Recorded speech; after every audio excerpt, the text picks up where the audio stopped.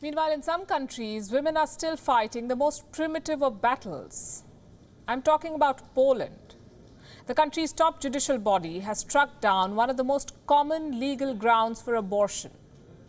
Abortion due to fetal defects has been declared unconstitutional in Poland. The decision has divided the entire country. The debate between pro-choice and pro-life has been reignited. This report has more.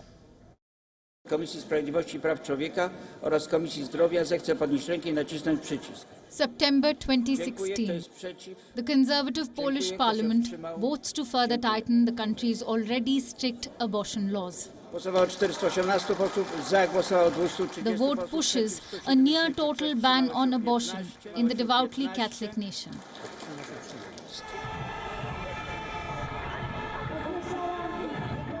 Tens of thousands of Polish women hit the streets against the decision.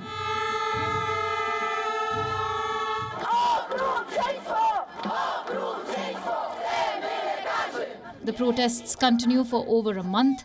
The movement forces the Polish parliament to withdraw its decision. The ban on abortion gets rejected. 4 years on, it's a déjà vu moment for Polish women.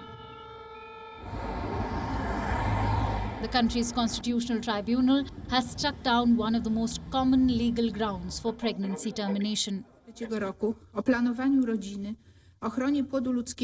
Poland's Chief Justice has ruled that abortion due to fetal defects is unconstitutional.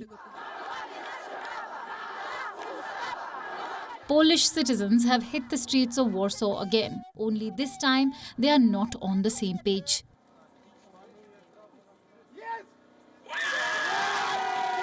On one hand, pro-life activists are rallying in support of the court's ruling. On the other, pro-choice activists are protesting the court's decision. And they are growing in strength. On Sunday morning, they clashed with the police. On Sunday night, they blocked all routes to the presidential palace.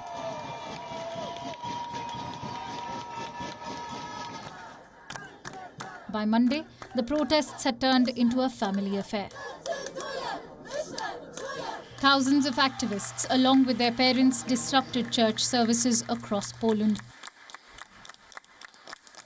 In the western city of Poznan, protesters held banners in front of the altar that read, "We are sick of this."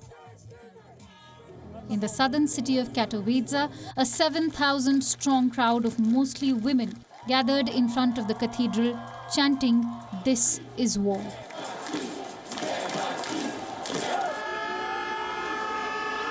Poland is home to 38 million people. Fewer than 2,000 legal abortions are set to take place annually. But women's groups estimate that up to 200,000 procedures are performed illegally or abroad. They say the court's ruling could pave the way for the Polish government to put a ban on abortion irrespective of the reasons. My imagination is not enough to get my head around the situation in which I am forced to give birth to a child who is going to die. This is a trauma for everyone. For 9 months, you'll be carrying a child with serious genetic defects, which you know is not going to stay alive. This is such a trauma for a woman, for her whole family, and everyone around her. I wish maybe in 20, 30, 40 or 50 years that the next generations have easy access to abortion. The verdict is final. It cannot be repealed. The public anger is palpable. It is set to grow. The Human Rights Commissioner of the Council of Europe has called it a sad day for women's rights. The debate between pro-life and pro-choice is set to reignite across the whole of Europe. Bureau Report, WION World is One. Thank you for watching Gravitas on WION's YouTube channel. If you want to stay up to date with what's happening around the world, then subscribe to our channel and don't forget to like and share. Thank you very much for watching WION World is One.